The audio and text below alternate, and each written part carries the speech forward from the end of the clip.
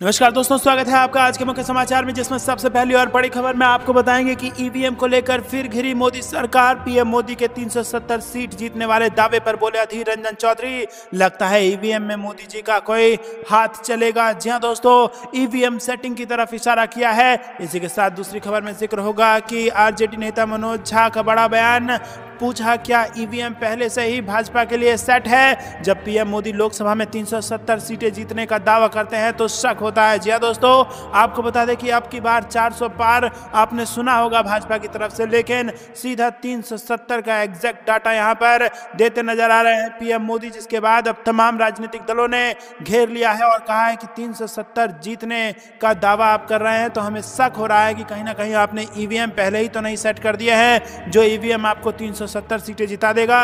इसी के साथ तीसरी खबर में आपको बताएंगे कि राहुल गांधी ने दूसरी बार यात्रा निकालने की बताई बड़ी वजह, देश में आदिवासियों गरीबों की आवाज दबाने की रची जा रही है साजिश। आई बड़ी खबर भारत जोड़ो न्याय यात्रा से जुड़ी हुई। इसी के साथ आगे आपको बताएंगे कि दिल्ली में फिर मोदी सरकार को घेरने की तैयारी, 13 फरवरी को किसान निकालेंगे मोर्चा।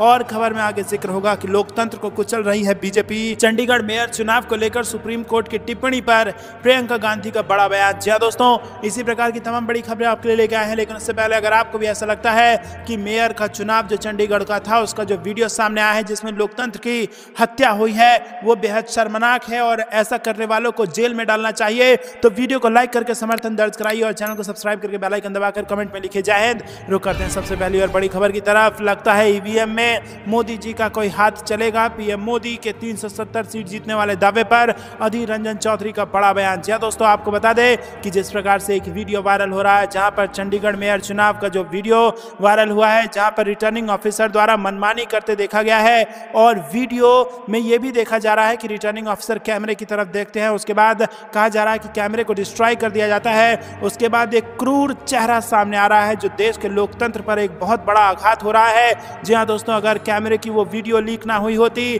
तो आप ऐसा मान सकते हैं कि कोई नहीं मानता कि लोकतंत्र के साथ खिलवाड़ हो रहा है, जनता के मताधिकार के साथ खिलवाड़ हो रहा है। और इसी बीच अब सवाल ये उठता है कि अगर सारी संस्थाओं पर कब्जा हो गया है तो आखिरकार कौन सी ताकत है जो भाजपा को ईवीएम पर कब्जा करने से रोक सकती है। तो इसका जवाब है कि कोई ऐसी ताकत नहीं है। अगर भाजपा चाहे तो शायद ईवीएम पर कब्जा कर सकती है और इसी को लेकर अब देश भर में एक आंदोलन जैसा माहौल बन रहा है जहां तमाम विपक्षी दल चाहते हैं कि 2024 का लोकसभा चुनाव बैलेट पेपर पे हो और लोगों का जो मताधिकार है, लोगों का जो मतदान है, उसका उचित सम्मान लोकतंत्र के अंदर किया जाए। और इसी बीच पीएम मोदी के 370 सीट जीतने वाले दावे पर अधीर रंजन चौधरी ने बड़ा बयान देते हुए कहा है कि लगता है कि ईवीएम में मोदी जी का कोई हाथ चलेगा। जी हां दोस्तों, प्रधानमंत्री मोदी ने भविष्यवाणी की है कि भारतीय जनता पार्टी आगामी लोकसभा चुनाव में कम से कम 370 सीटें जीतेगी और राष्ट्रीय जनतांत्रिक गठबंधन एनडीए 400 का आंकड़ा पार कर जाएगा। चुनाव से कुछ महीने पहले अपनी सरकार की उपलब्धियों की सराहना की।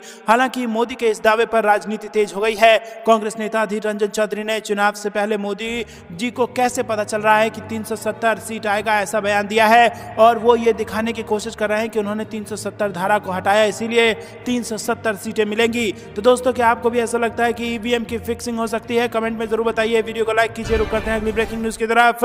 जब पीएम मोदी लोकसभा में 370 सीट जीतने का दावा करते हैं तो शक होता है। आरजेडी नेता मनोज झा का भी आ गया बड़ा बयान। जी हां दोस्तों, लोकसभा चुनाव से पहले बीजेपी और एनडीए का जीत के दावे पर विपक्ष ने सवाल उठा दिया है। राष्ट्रीय जनता दल के वरिष्ठ नेता और सांसद मनोज कुमार झा ने प्रधानमंत्री मोदी के बयान पर पूछा कि आखिर उनके दावे का आधार क्या है। आरजेडी नेता ने पूछा कि क्या ईवीएम को सेट कर दिया गया है। उन्होंने कहा कि यदि वो कहते हैं कि बीजेपी लोकसभा चुनाव में 370 सीटें जीतेगी और एनडीए 400 से ज्यादा जीतेगी तो क्या इसका मतलब ईवीएम सेट है। जब एक तय संख्या बताते हैं तो शक पैदा होता है। पीएम मोदी सोमवार को लोकसभा में राष्ट्रपति के अभिभाषण पर धन्यवाद प्रस्ताव पर बोलते हुए पार्टी को 370 सीटें मिलने का दावा कर रहे थे। उन्होंने कहा कि अगर आप अपने वादे ना पूरा करके भी 370 सीटें जिताते हैं तो कहीं ना कहीं कुछ गड़बड़ है। 2014 में आने के बाद आपने 2 करोड़ रोजगार देने के वादे पर चुनाव जीता था, लेकिन क्या 20 लाख रोजगार भी आप दे पाए? एक तरफ आप कहते हैं कि इतने करोड़ लोग गरीबी रेखा से ऊपर हो चुके हैं तो 80 करोड़ लोगों को अनाज क्यों देना पड़ रहा है। तो दोस्तों, यहाँ पर आपको बता दें कि आपने अपने वादे पूरे नहीं किए फिर भी आप दावे कर रहे हैं कि 370 सीटें आप जीत जाएंगे। तो इससे शक होता है कि कहीं ना कहीं ईवीएम को आपने अपने 370 सीटें जिताने के लिए सेट तो नहीं कर दिया है। यह आरोप लगाए हैं आरजेडी के नेता मनोज झा ने।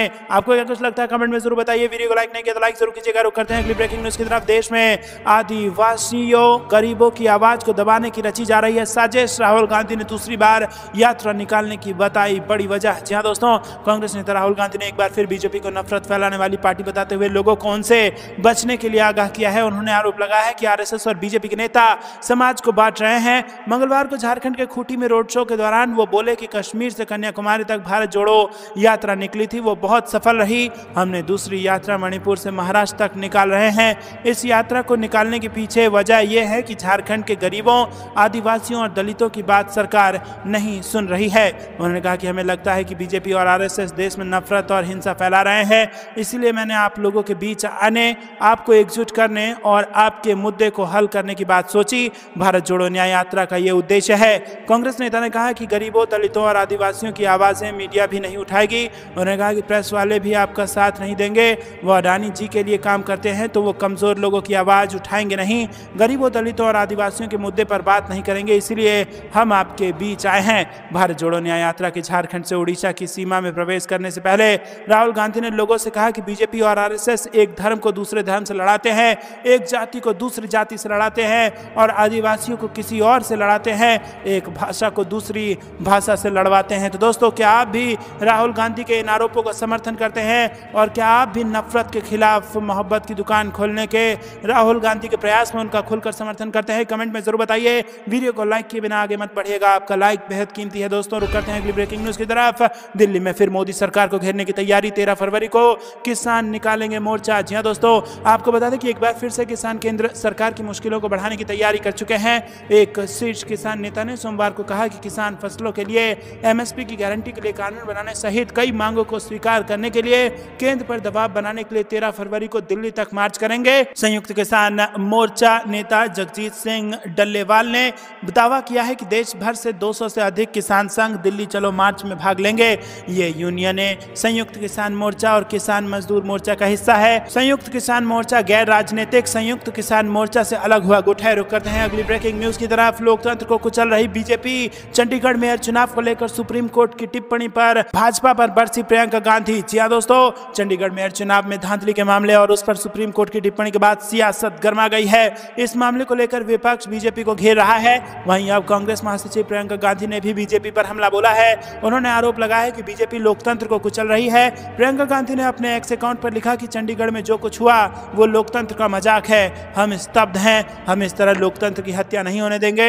मतपत्रों को विकृत करने वाले अधिकारी पर मुकदमा चलाया जाना चाहिए। सुप्रीम कोर्ट का ये बेहद बड़ा बयान आया था और ऐसी टिप्पणी से कहीं ना कहीं यहाँ पर जबरदस्त राजनीतिक बहस शुरू हो गई है। ये टिप्पणी दिखाती है कि चंडीगढ़ मेयर चुनाव में किस तरह लोकतंत्र की हत्या की गई। भाजपा जनता की आवाज दबाने के लिए लोकतंत्र को कुचल रही है और ये सब देश की जनता के सामने है।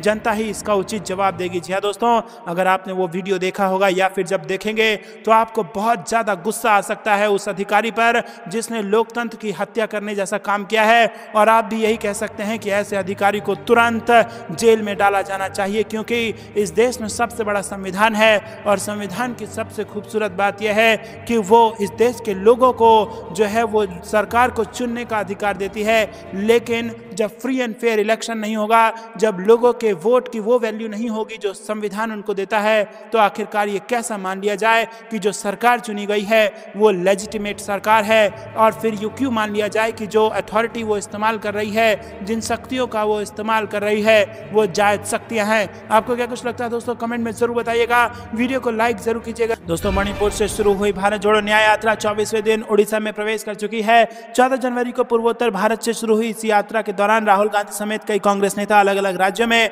लोगों से मिल रहे हैं। झारखंड की यात्रा समाप्त करने के बाद कांग्रेस उड़ीसा पहुंच चुकी है। मंगलवार को उड़ीसा में सुंदरगढ़ जिले से भारत जोड़ो न्याय यात्रा ने उड़ीसा में प्रवेश किया। उड़ीसा कांग्रेस के नेताओं ने राहुल गांधी के स्वागत की तैयारी की और उड़ीसा कांग्रेस के नेता राहुल गांधी का सुंदरगढ़ जिले के औद्योगिक शहर बड़ी मित्रपुर में स्वागत उन्होंने किया और इस शहर में कांग्रेस के बैनर, कटआउट और होर्डिंग अच्छी खासी तादाद में दिखे। तो दोस्तों, अब उड़ीसा उत्साहित है राहुल गांधी का स्वागत करने के लिए और भारत जोड़ो न्याय यात्रा जो अभी कुछ दिनों पहले झारखंड में थी वो अब उड़ीसा पहुंच चुकी है। रुक करते हैं अगली ब्रेकिंग न्यूज की तरफ। कुशवाहा समाज ने दी चेतावनी, आरक्षण नहीं मिला तो लोकसभा चुनाव का कर देंगे बहिष्कार। जी हां दोस्तों, बड़ी खबर, केंद्र में ओबीसी आरक्षण की मांग को लेकर भरतपुर, धौलपुर और डीग जिले के जाट समाज का 20 दिन से जय चोली में महापड़ाव चल रहा है और इसी बीच अब कुशवाहा समाज ने भी फिर से 12% आरक्षण की मांग उठा दी है। कुशवाहा समाज ने चेतावनी दी है कि यदि सरकार ने आरक्षण सहित 12 सूत्रीय मांगों को पूरा नहीं किया तो आगामी लोकसभा चुनाव का बहिष्कार कर देंगे। रुक करते हैं अगली ब्रेकिंग न्यूज की तरफ। छात्रों को कांग्रेस से जोड़ने की रणनीति होगी तैयार, एनएसयूआई संघ बैठक होने तय। जी हां दोस्तों, लोकसभा चुनाव 2024 के मद्देनजर उत्तर प्रदेश में कांग्रेस पार्टी नए कलेवर और तेवर के साथ उतरने की तैयारी में जुट रही है। इसे लेकर प्रदेश कांग्रेस कमेटी ने योजना बना ली है और भारत की सबसे पुरानी पार्टी ने यूपी में युवाओं को जोड़ने के लिए युवा कार्यकर्ता का सहारा लेने की कवायद शुरू कर दी है, जिसको लेकर बुधवार को प्रदेश कांग्रेस कार्यालय में भारतीय राष्ट्रीय छात्र संगठन के पदाधिकारी संघ बैठक की जाएगी, जिसकी अध्यक्षता लोकसभा चुनाव के लिए प्रदेश कांग्रेस प्रभारी बनाए गए अविनेश पांडे करेंगे। रुक करते हैं अगली ब्रेकिंग न्यूज की तरफ। राजस्थान में आरपीएससी भंग करने को लेकर गरमाई सियासत, कांग्रेस ने बीजेपी से पूछ डाले तीखे सवाल। जी हां दोस्तों, आपको बता दें कि राजस्थान लोक सेवा आयोग यानी कि आरपीएससी को भंग करने वाला बयान देकर भारतीय जनता पार्टी अब फंसती हुई नजर आ रही है। लोकसभा चुनाव से पहले कांग्रेस इसे मुद्दा बनाकर जोर शोर से बीजेपी के खिलाफ इस्तेमाल कर रही है और राजस्थान की भजनलाल सरकार से आरपीएससी भंग करने की मांग कर रही है। केंद्र के प्रदेश अध्यक्ष गोविंद सिंह डोटासरा ने इस मामले को तूल देते हुए एक नया वीडियो शेयर किया है और बीजेपी पर जमकर निशाना साधा है। गोविंद सिंह डोटासरा ने एक्स पर अपना एक वीडियो शेयर करते हुए कहा कि विधानसभा चुनाव से पहले बीजेपी नेता आरपीएससी भंग करने की बात करते हैं। खुद बीजेपी के प्रदेश अध्यक्ष सीपी जोशी ने 19 जुलाई 2023 को कहा था कि हम आरपीएससी को भंग करेंगे, गड़बड़ करने वालों को जेल की सलाखों के पीछे भेजेंगे। अब तो प्रदेश में उनकी सरकार बन गई है, लेकिन उनके मंत्री कह रहे हैं कि आरपीएससी तो संवैधानिक संस्था है, इसे कैसे भंग कर दूं। चुरू के नेता राजेंद्र राठौर भी बढ़ चढ़कर आरपीएससी को भंग करने की बात कहते थे, अब उन्हें क्या हुआ। रुक करते हैं अगली ब्रेकिंग न्यूज की तरफ। चंडीगढ़ मेयर चुनाव विवाद में नया मोड़, रिटर्निंग ऑफिसर का वीडियो हुआ वायरल।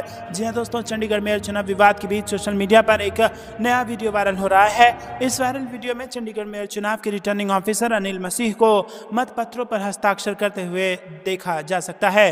पीठासीन अधिकारी अनिल मसीह जब मतपत्रों पर हस्ताक्षर कर रहे थे तो हॉल में लगे सीसीटीवी कैमरों में ये घटना कैद हो गई और फुटेज में अनिल मसीह को सीसीटीवी कैमरे की ओर देखते हुए मतपत्रों पर टिक करते देखा गया है। रिटर्निंग ऑफिसर अनिल मसीह का ये वीडियो आम आदमी पार्टी की ओर से सोशल मीडिया साइट एक्स पर पोस्ट किया गया है और आपने वीडियो शेयर कर लिखा है कि भाजपा के प्रशंसक को अब इस पर विश्वास करना चाहिए। रुक करते हैं ब्रेकिंग न्यूज की तरफ। महायुति में विस्फोट क्यों हो चुके हैं हालात, चुनाव से पहले मुश्किल में भाजपा। जी हां दोस्तों, आपको बता दें कि महाराष्ट्र में बीजेपी, शिवसेना और अजीत पवार की एनएसपी वाले सत्ताधारी महायुति गठबंधन में स्थानीय स्तर पर सब कुछ ठीक नहीं है। मुंबई में भले ही सब तरफ शांति नजर आ रही हो, लेकिन लोकल नेताओं और कार्यकर्ताओं के बीच कई जगह हालात विस्फोटक होते जा रहे हैं। सबसे बड़ा उदाहरण तो उल्लासनगर वाली घटना है, जिसमें बीजेपी के कल्याण ईस्ट के एमएलए गणपत गायकवाड़ ने एक थाने के अंदर शिवसेना के पूर्व कॉर्पोरेटर महेश गायकवाड़ और अन्य कार्यकर्ताओं पर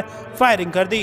रुक करते हैं अगली ब्रेकिंग न्यूज की तरफ। जनगणना को लेकर अशोक गहलोत का मोदी सरकार पर हमला, राहुल गांधी की पोस्ट शेयर करके लिखी बड़ी बात। जी दोस्तों, लोकसभा चुनाव की तैयारी में जुटी कांग्रेस सामान्य जनगणना के साथ ही जातिगत जनगणना और सामाजिक न्याय को मुद्दा बनाकर केंद्र की मोदी सरकार को घेरने में जुटी है। इसी कड़ी में राजस्थान के पूर्व मुख्यमंत्री अशोक गहलोत ने सोशल मीडिया प्लेटफॉर्म पर पोस्ट कर सामाजिक न्याय और जनगणना को लेकर केंद्र की मोदी सरकार पर हमला बोला है। इसके साथ ही अशोक गहलोत ने जातिगत जनगणना को लेकर भी कांग्रेस पार्टी और इंडिया गठबंधन का रुख स्पष्ट किया है। दरअसल अशोक गहलोत ने सोशल मीडिया प्लेटफॉर्म एक्स पर कांग्रेस नेता राहुल गांधी की एक पोस्ट शेयर की है और जनगणना के मुद्दे पर केंद्र सरकार की खिंचाई की है। रुक करते हैं अगली ब्रेकिंग न्यूज की तरफ। बिहार से बड़ी खबर, मांझी अगर पलट गए तो क्या गिर जाएगी नीतीश सरकार, आंकड़ों से समझिए पूरी कहानी। जहां दोस्तों, बिहार में ऐसा सियासी उठापटक चल रहा है जहां पर एक एक विधायक कीमती हो चुका है। बिहार का राजनीतिक तूफान उमड़ घुमड़ रहा है। मुख्यमंत्री नीतीश कुमार के पलटने से भले ही सत्ता परिवर्तन हो चुका हो, लेकिन पॉलिटिकल ड्रामा अभी खत्म होता नहीं दिख रहा है। नीतीश कुमार के नेतृत्व में एनडीए सरकार को अभी फ्लोर टेस्ट की अग्नि परीक्षा से गुजरना बाकी है और इससे पहले जीतन राम मांझी नाराज बताए जा रहे हैं। मांझी को अपनी पार्टी के लिए न सिर्फ 2 मंत्री पद चाहिए, बल्कि उनके बेटे संतोष सुमन को अच्छा मंत्रालय क्यों नहीं मिला, इसका भी दर्द है। मांझी की नाराजगी क्या सीएम नीतीश कुमार का गेम बिगाड़ सकती है? क्या अब मांझी पलटी मार सकते हैं और क्या फ्लोर टेस्ट में नीतीश सरकार गिर जाएगी? ये वो सवाल सवाल हैं जो इस समय बिहार के सियासी गलियारों में खूब गूंज रहे हैं, और जैसे ही इन सवालों के जवाब हम तक आएंगे हम सबसे पहले आपको बताएंगे। लेकिन उससे पहले दोस्तों जरूरी है कि आप इस वीडियो को लाइक और चैनल को सब्सक्राइब करके बेल आइकन दबाकर रख लें ताकि सारी ऐसी खबरें आप तक पहुंचे सबसे तेज। रुक करते हैं अगली ब्रेकिंग न्यूज की तरफ। लोकमत नेशनल कॉन्क्लेव में बोले सचिन पायलट, जो भाजपा के साथ चला गया वो उसी दिन से पाक साफ हो जाता है। जी हाँ दोस्तों, सर्वाधिक विश्वसनीय और प्रतिष्ठित लोकमत संसदीय पुरस्कारों का 5वां पुरस्कार समारोह दिल्ली में आयोजित किया जा रहा है। लोकमत संसदीय पुरस्कार वितरण समारोह से पहले मंगलवार को सुबह 11 बजे से दोपहर 3 बजे तक लोकमत नेशनल कॉन्क्लेव का आयोजन किया गया।